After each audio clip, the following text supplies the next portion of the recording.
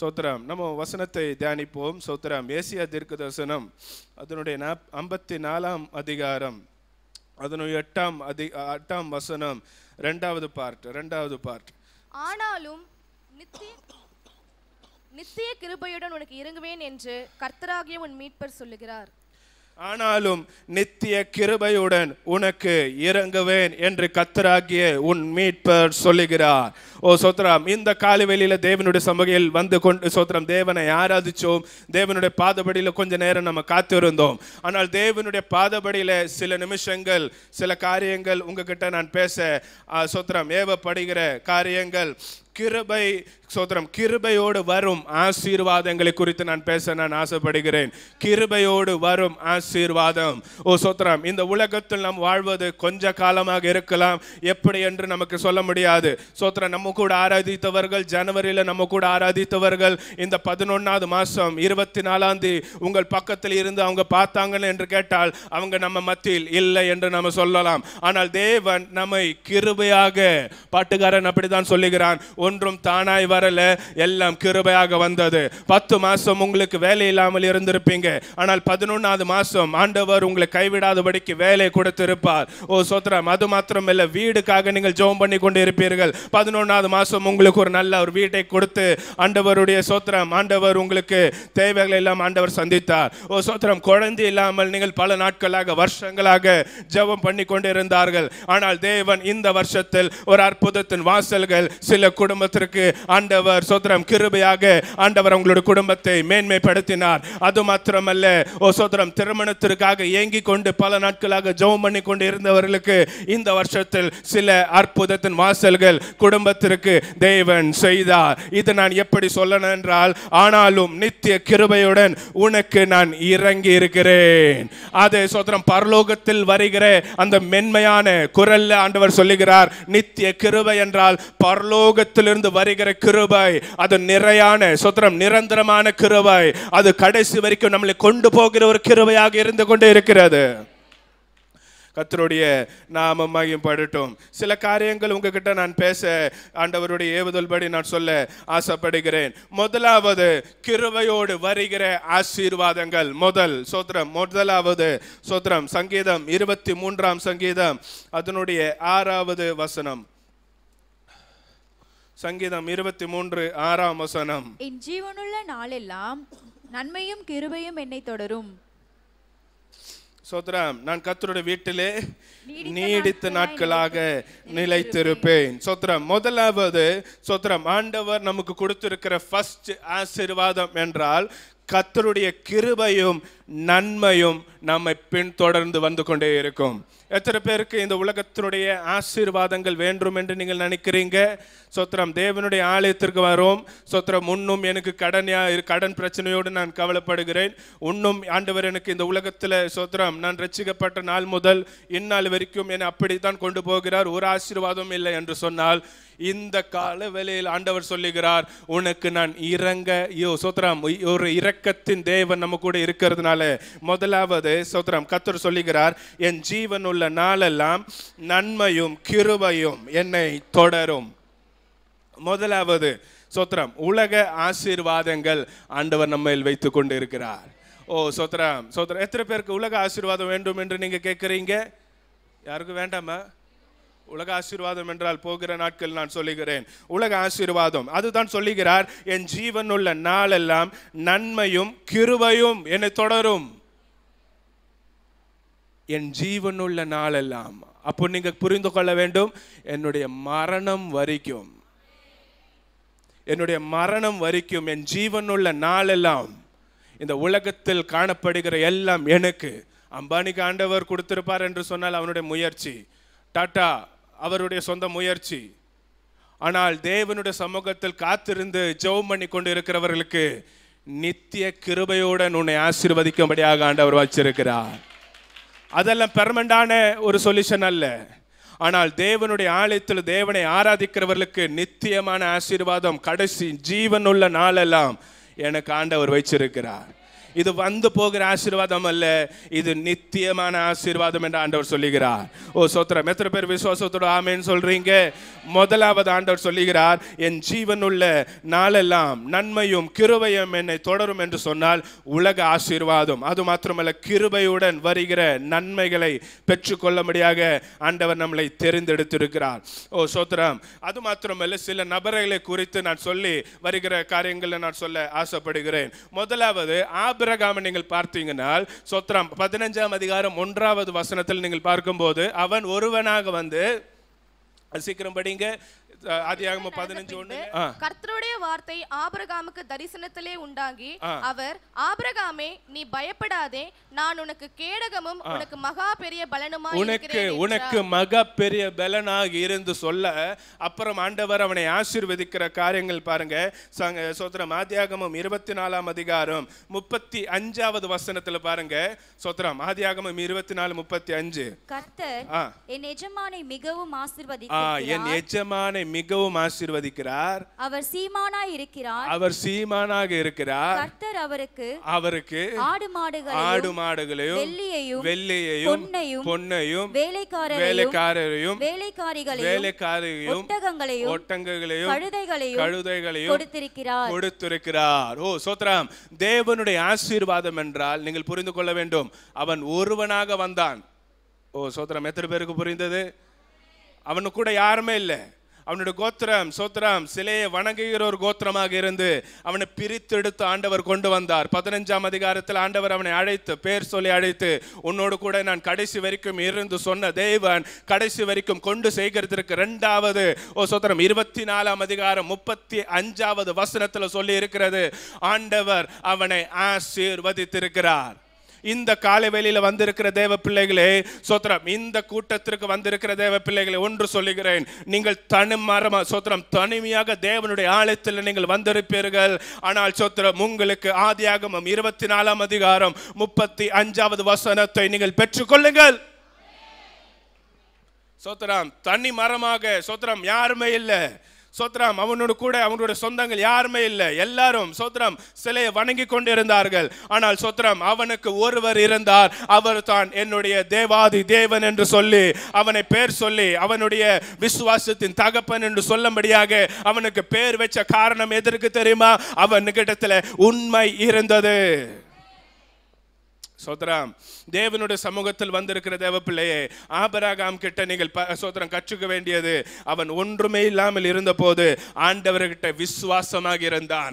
அந்த விசுவாசம் கடைசியில எங்க போய் முடிஞ்சது தெரியல. சோத்ரம் 24ஆம் அதிகாரம் 35வது வசனத்துல திரும்பியும் அது சீக்கிரமா படிங்க. சோத்ரம் 35வது வசனத்தை. ஓ சோத்ரம் சோத்ரம், கர்த்தர் என் எஜமானை மிகவும் ஆசீர்வதித்திருக்கிறார்.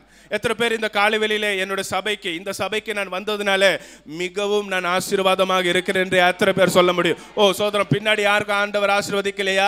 ஓ சோத்திரம், மிகவும். ஓ சோத்திரம், ஒரு வீட்டில் இருந்தேன், சோத்திரம் ஒரு ரூமில் இருந்தேன். ஓ சோத்திரம், அப்படியும் இப்படியும் இல்லாதபடிக்கு ஒரு பெட்டு, ஓ சோத்திரம் ஹாலில் தான் என்னோட ரூம் இருந்தது. ஓ சோத்திரம், ரொம்ப கஷ்டப்பட்டேன். ஆனால் தேவன் உங்களுடைய குடும்பத்தை மேன்மைப்படுத்தி சபையில தேவனுடைய பாதபடியில கண்ணீரோடு ஜெபித்ததை வீணாகவில்லை. ஆனால் தேவன் என்னை மிகவும் ஆசீர்வதித்திருக்கிறார். ஓ சோத்திரம், எத்தனை பேர் அவர் ஆமேன் சொல்றீங்க?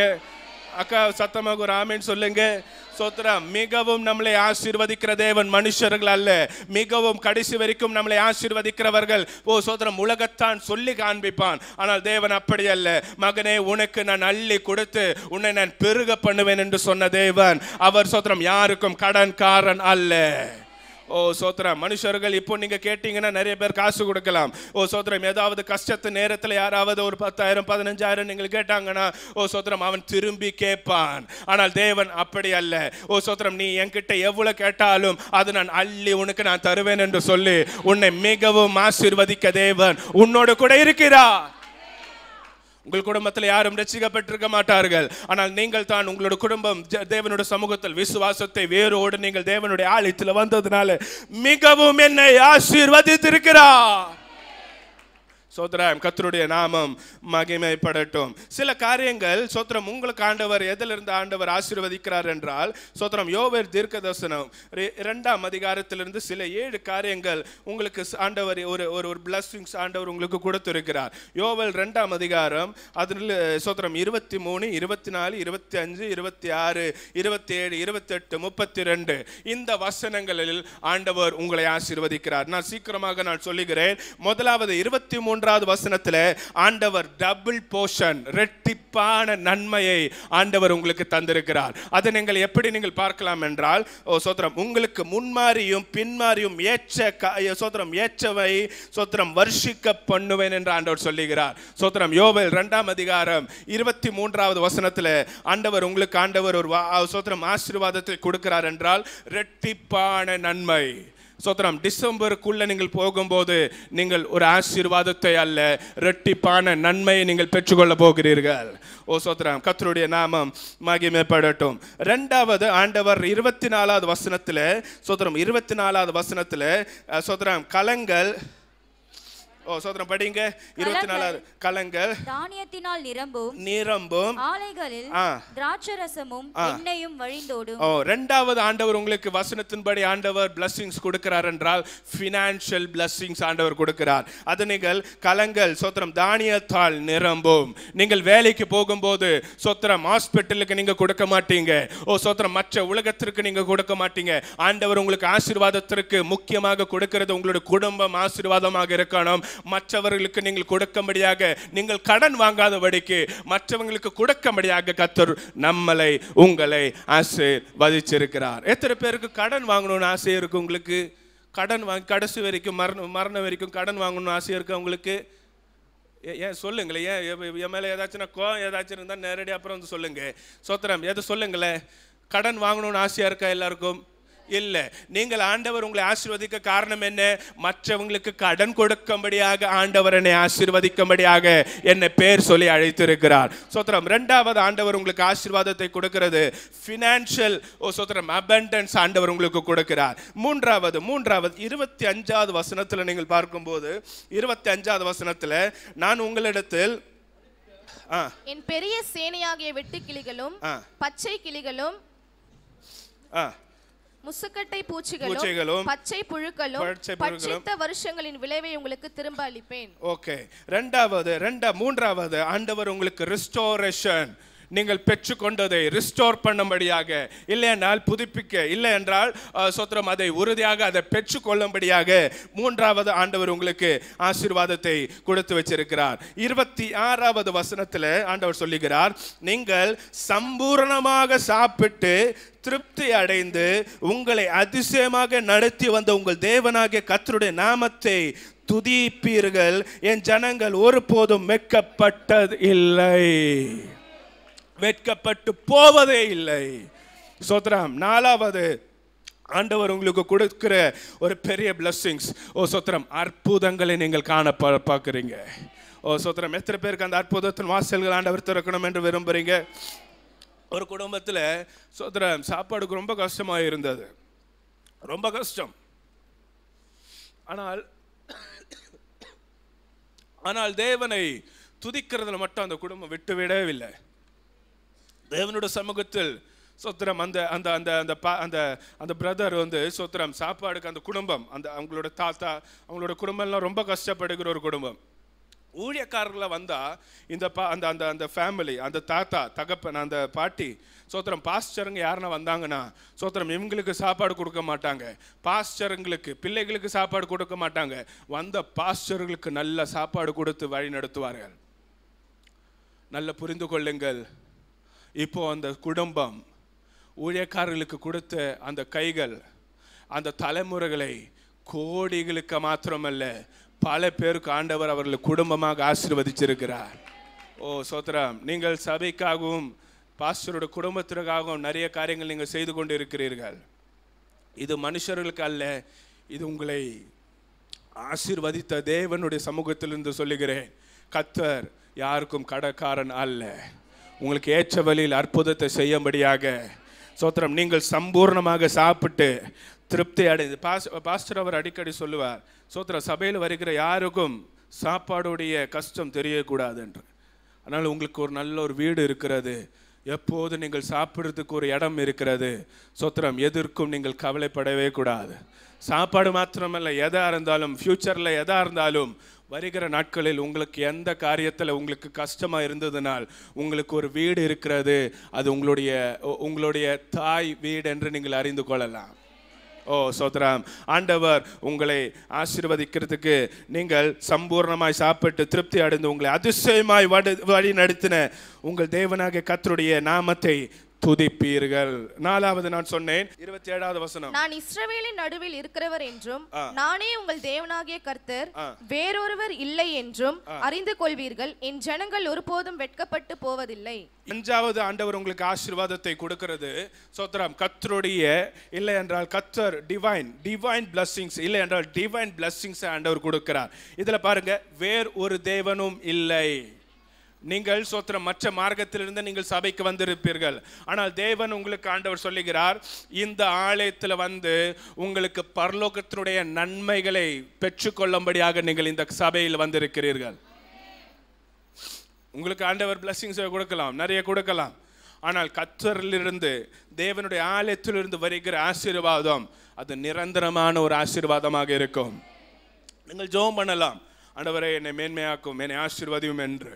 ஆனால் தேவன் உங்களுக்கு ஒரு பிளஸ்ஸிங்ஸை கொடுக்கிறார் என்றால் அந்த பிளஸ்ஸிங்ஸ் தான் காட்ஸ் டிவைன் பிளஸ்ஸிங். கர்த்தரிடத்தில் வருகிற நன்மைகளை பெற்றுக்கொள்ளும்படியாக கர்த்தர் நம்மளை ஆசீர்வதிப்பாராக. அடுத்தது, ஆண்டவர் உங்களுடைய குடும்பத்திற்கு ஆண்டவர் பிளஸ்ஸிங்ஸ் வச்சிருக்கிறார். 28ஆம் வசனத்துல, அதற்கு பின்பு நான் மாம்சமான மேலும் என் ஆவியை ஊற்றுவேன், அப்பொழுது உங்கள் குமாரரும் உங்கள் குமாரத்திகளும் தரிசனம் சொல்லுவார்கள், உங்கள் மூப்பர் சொப்பனங்களையும் உங்கள் வாலிபர் தரிசனங்களையும் காண்பார்கள். இதுல ஒரு பிளஸ்ஸிங்ஸ் ஆண்டவர் கொடுக்கிறார் என்றால், சொல்றார் என்றால், நான் மாம்சமான யாவர் மேலும் என் ஆவியை ஊற்றுவேன், அப்போது உங்கள் குமாரர்களும் உங்கள் குமாரத்திகளும் தீர்க்க தரிசனம். எத்தனை பேருடைய லைஃப்ல எங்களுடைய பிள்ளைகள் தீர்க்க தரிசனம் சொல்லணும் என்று விரும்புறீங்க?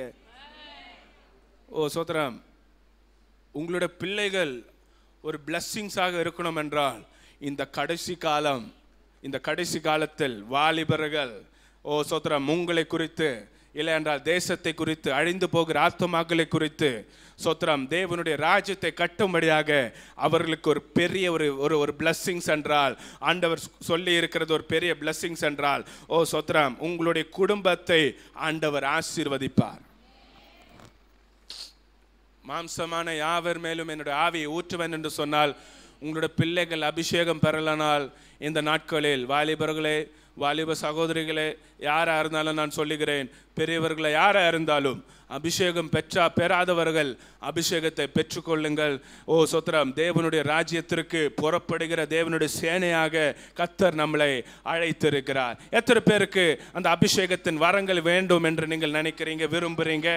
இந்த காலைவெளியில தேவன் உங்களுக்கு தந்துரலி உங்களை ஆசீர்வதிப்பார். கடைசியாக 32வது வசனத்துல ஆண்டவர் கடைசியான ஒரு பிளஸ்ஸிங்ஸ் ஆண்டவர் கொடுக்கிறார் என்றால், அப்பொழுது கர்த்தருடைய நாமத்தை தொழுது கொள்ளுகிறவன் எவனோ அவன் ரட்சிக்கப்படுவான்.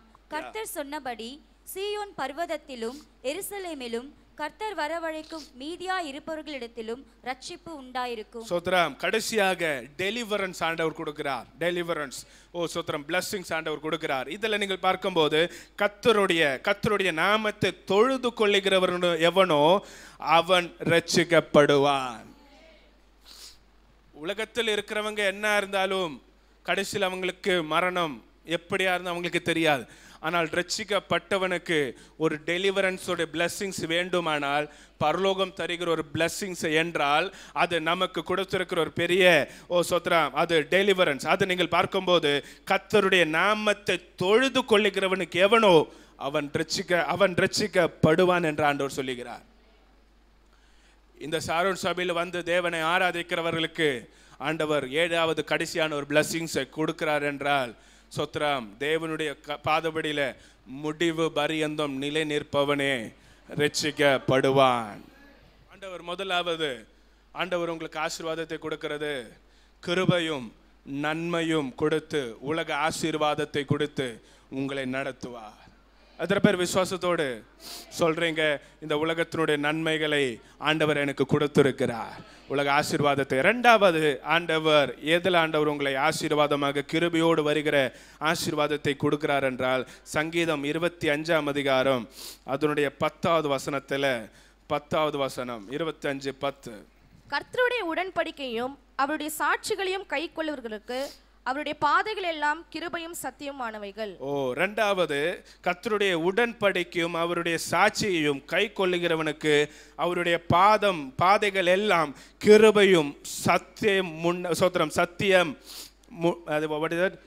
சத்தியம், சத்தியமும் மாணவைகள் என்று சொல்லுகிறார். இரண்டாவது ஆண்டவர் சொல்லப்பட்ட ஆண்டவர் உங்களுக்கு சத்தியத்தினால் வசன வெளிப்பாடு ஆண்டவர் கொடுக்கிறார். சோத்ராம், நீங்கள் சங்கீதம் 1ஆம் அதிகாரம் 2வது வசனத்தில் சொல்லும்படியாக இரவும் பகலும் வேதத்தில் தியானமாய் இருக்கிற மனுஷன் பாக்கியவான். நீங்கள் படிக்கிறீங்க. எத்தனை பேர் இந்த காலவெளியில வசனத்தில் படிச்சுட்டு நான் இந்த சபைக்கு வந்தேன் என்று சொல்றீங்க? எத்தனை பேர் படிச்சிருக்கிறீங்க? காலையில படிச்சிருக்கீங்களா? ஆனால் சோத்ராம், அந்த வசனம் மாத்திரம் போதாது, வசன வெளிப்பாடோடு நீங்கள் படிக்க வேண்டும். சங்கீதம் 89:14, சங்கீதம் 89:14. நீதியும் நியாயமும் உம்முடைய சிங்காசனத்தின் ஆதாரம், கிருபையும் சத்தியமும் உமக்கு முன்பாக நடக்கும். கிருபையும் சத்தியமும் உமக்கு முன்பாக நடக்கும் என்று ஆண்டவர் சொல்லுகிறார். சோத்ராம், இரண்டாவது நான் சொன்னேன், கிருபையும் சத்தியமும் ஆண்டவர் கொடுக்கிற ஒரு பெரிய ஒரு நன்மைகள் என்றால் வசன வெளிப்பாடு. தேவன் இந்த காலவெளியில தேவன் உங்களுக்கு கட்டளையிட விரும்புகிறார். அது மாத்திரமல்ல, சோத்ராம், இந்த உபாகமம் 29ஆம் அதிகாரம் அதனுடைய 29வது வசனத்தில் ஆண்டவர் உங்களுக்கு ஒரு வசனத்தை சொல்ல விரும்புகிறார் என்றால், மறைவானவைகள் நம்முடைய தேவனாகிய கர்த்தருக்கே உரியவைகள், வெளிப்படுத்தப்பட்டவைகளோ இந்த நியாய பிரமாணத்தின் வார்த்தைகளின் படியெல்லாம் செய்யும்படிக்கு நமக்கும் நம்முடைய பிள்ளைகளுக்கும் என்றென்றைக்கும் உரியவைகள். இரண்டாவது ஆண்டவர் சத்தியமும் வசனத்தின் படியாக உங்களுக்கு சொல்லப்பட்டு இருக்கிறது. சோத்ரம், வசன வெளிப்பாடோடு. எத்தனை பேருக்கு அது வேண்டும் என்று நீங்க நினைக்கிறீங்க? வசன வெளிப்பாடு. வசனத்தை மாத்திரம் நான் படிச்சுட்டு போறது அல்ல, வசனத்தோடு ஆண்டவர் என்னோடு கூட பேச வேண்டும். சோத்ரம், உங்களுக்கு கடைசி வரைக்கும் உங்களுக்கு ஒரு விசுவாசியாக நீங்கள் இருக்க ஆண்டவர் சித்தம் வைக்கிறது அல்ல.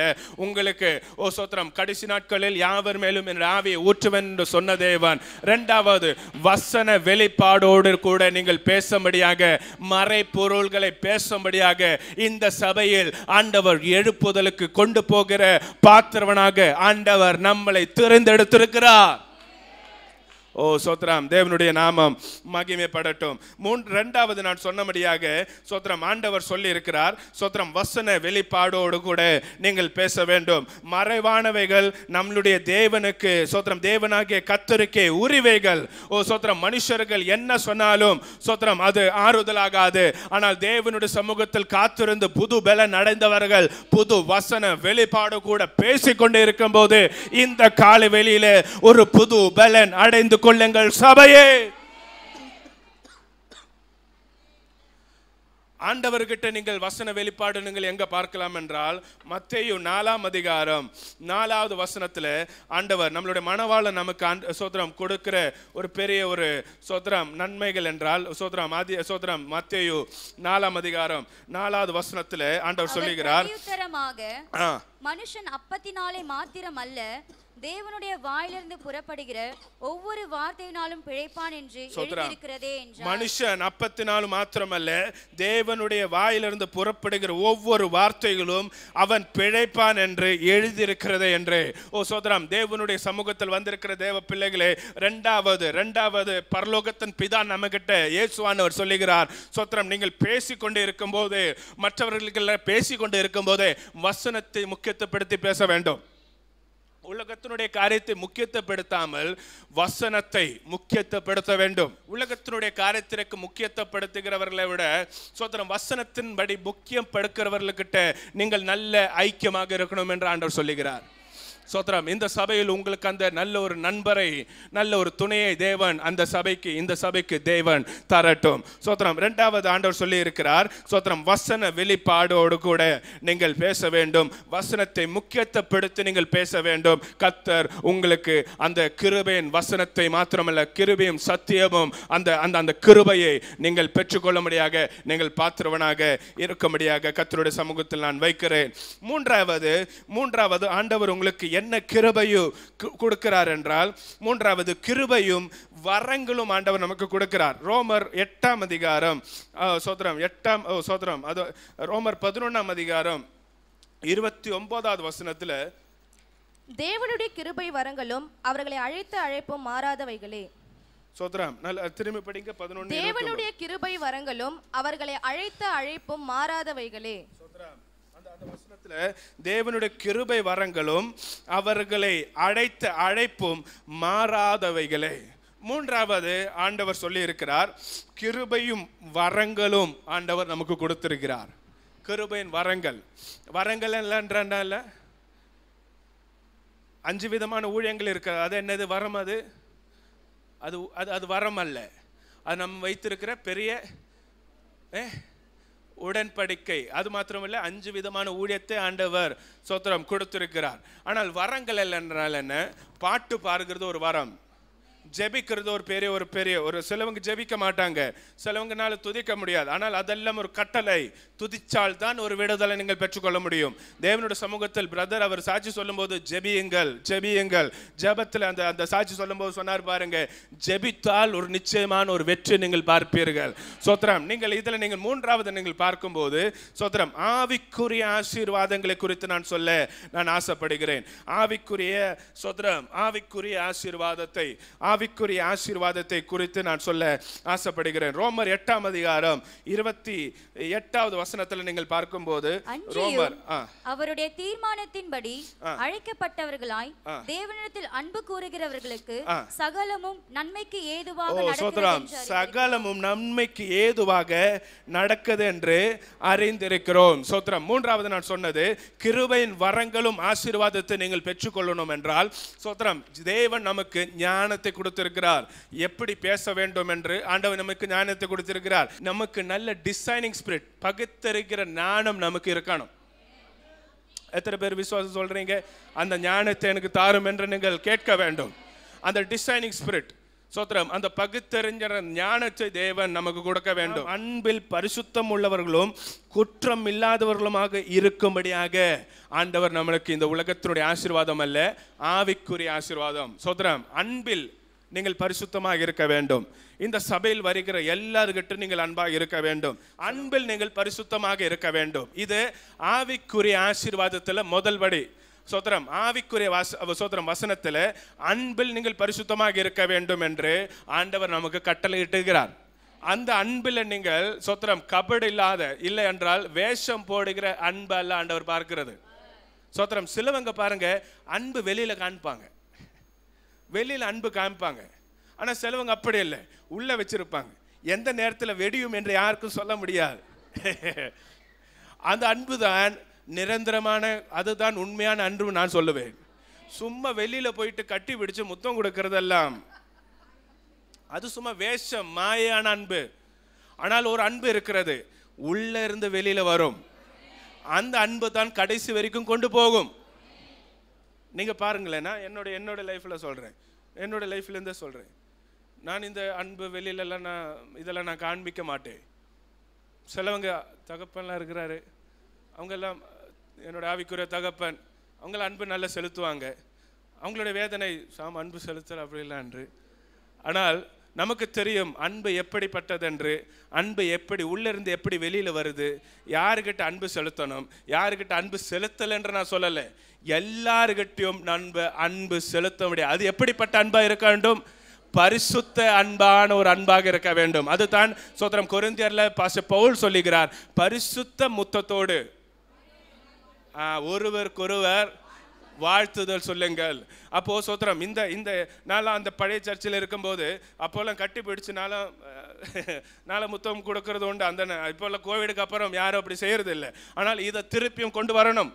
கட்டி பிடித்து முத்தம் கொடுக்கறாலும் பிரச்சனை இல்லை, கட்டி பிடித்து ஒரு ஒரு ஒரு ஒரு ஒரு அக் பண்ண வேண்டும். ஆனால் சோத்திரம், அன்பில் நீங்கள் பரிசுத்தமாக இருக்கணும் என்று ஆண்டவர் சொல்லுகிறார்.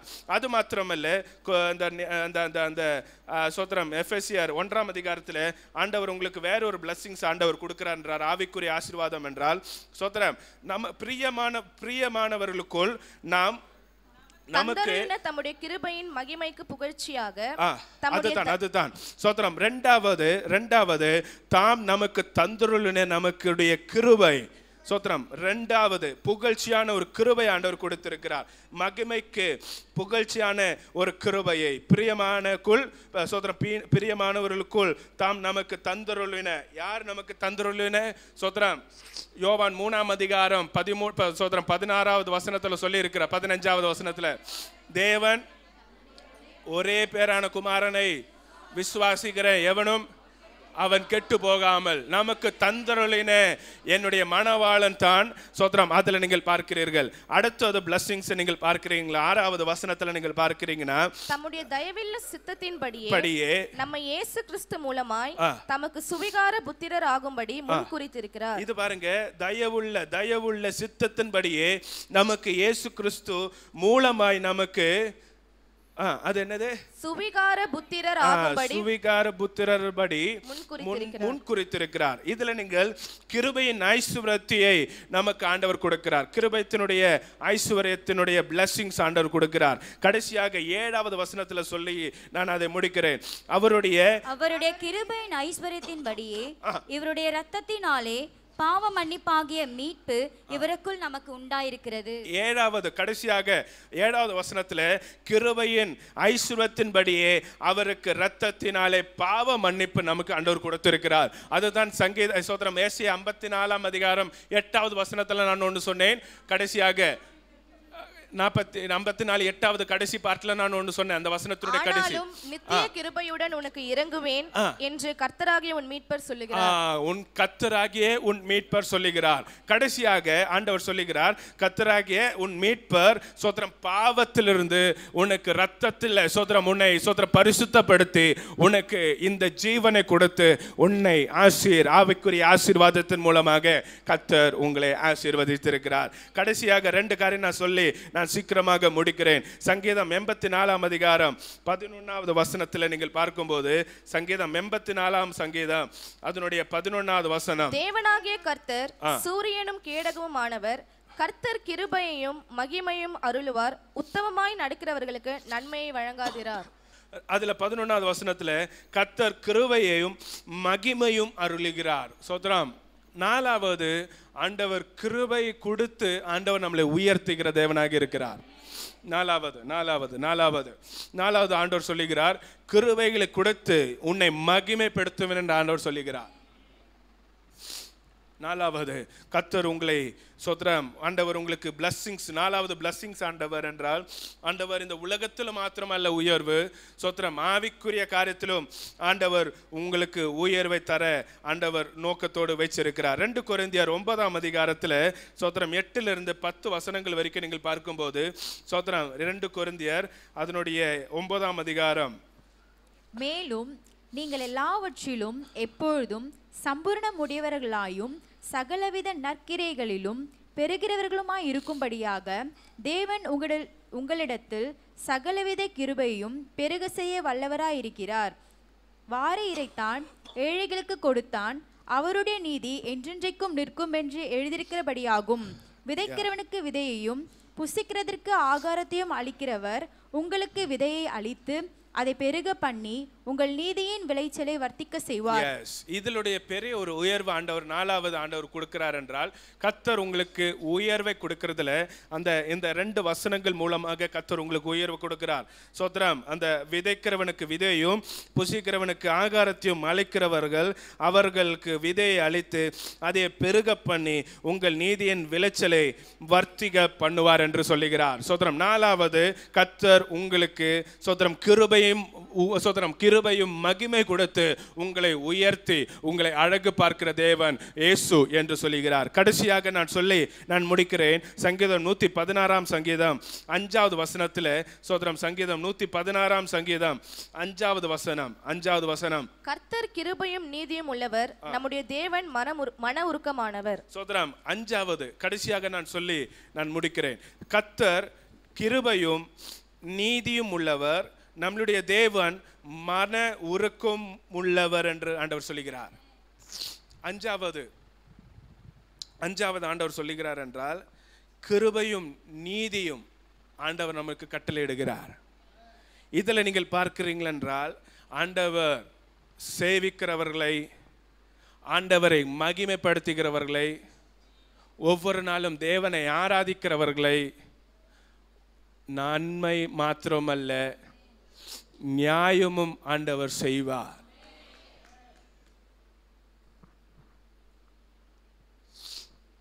அஞ்சாவது நான் சொல்லி முடிக்கிறேன். உங்களுக்கு வர வேண்டிய நன்மைகள் சிலவங்க பிடுங்கி வச்சிருக்கிறார்கள். இந்த ஆலயத்தில் வந்திருக்கிற தேவ பிள்ளைகளே, உங்களுக்கு வர வேண்டிய நன்மைகள் நியாயம் செய்யும்படியாக உன் மணவாளன் இறங்கி அதிலிருந்து பெற்றுக்கொள்ளும்படியாக சத்ருவானவன் பிடித்து கொண்டிருக்கிற பெரிய ஒரு தந்திரமான காரியங்களில் இருந்து அந்த நியாயம் கிடைக்கும்படியாக, நியாயத்தை கொடுக்கும்படியாக, சத்ராம் நீதியை செய்யும்படியாக உன் மணவாளன் இறங்கி வந்திருக்கிறார்.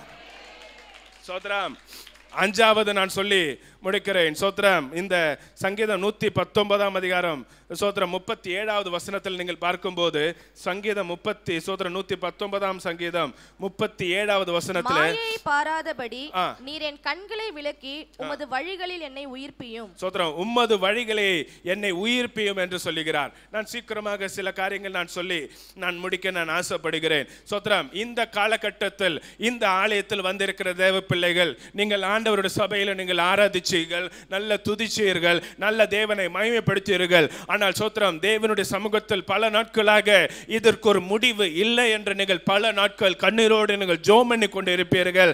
இதற்கு ஏதாவது ஆண்டவரே சோத்ரம் இங்க போனால் இங்க நடக்குமா, அங்க போனால் ஏதாவது நடக்குமா, எதற்கும் நீங்கள் செய்யாதீர்கள். தேவனுடைய சமூகத்தில் கர்த்தருடைய பாதபடியில் நீங்கள் வீழ்த்திருந்து ஜெபம் பண்ணுங்கள். நிச்சயமாகவே நியாயம் கிடைக்க வேண்டிய இடத்தில் நிச்சயமான நியாயத்தை கொடுத்து சோத்ரம் உங்களை நடத்தும்படியாக உன்னை பெயர் சொல்லி அழைத்த தேவன் உங்களுக்கு நியாயாதிபதியாக உன்னோடு கூட இருக்கிறார். சோத்ரம் உங்களுடைய குடும்பத்தில் சோத்ரம் அந்த சொத்து உங்களுக்கு வரல என்று நீங்கள் சோத்ரம் கண்ணீரோடு நீங்கள் இந்த காலை வேளையில் வந்திருக்கலாம். சோத்ரம் ஆண்டவர் நியாயம் செய்கிற ஒரு தேவனாக இருக்கிறார். சோத்ரம் அவங்களுக்கு ஆண்டவர் ஆசீர்வாதத்தை கொடுத்தும் உங்களை ஆண்டவர் கீழப்படுத்துகிற தேவன் அல்ல. எல்லாருக்கும் இந்த சபையில் வருகிற எல்லாருக்கும் சமமாகவே தேவன் ஆசீர்வாதமாக கொடுக்கிறார். சோத்ரம் தேவனுடைய சமூகத்தில் காத்திருக்கிற தேவ பிள்ளைகளே, 2 கொரிந்தியர் 5 அதிகாரம் 10வது வசனத்தில் ஆண்டவர் சொல்லுகிறார். சோத்ரம் 2 கொரிந்தியர் 5 அதிகாரம் அதனுடைய 10வது வசனத்தில் சோத்ரம் 2 கொரிந்தியர் 5:10 ஏனென்றால் சரீரத்தில் அவனவன் செய்த நன்மைக்காவது தீமைக்காவது தக்க பலனை அடையும்படிக்கு நாம் எல்லாரும் கிறிஸ்துவின் நியாயஸ்தானத்திற்கு முன்பாக வெளிப்பட வேண்டும். கடைசியாக நான் சொல்லுகிறேன், ஆண்டவருடைய வருகை சீக்கிரமாக இருக்கிறது.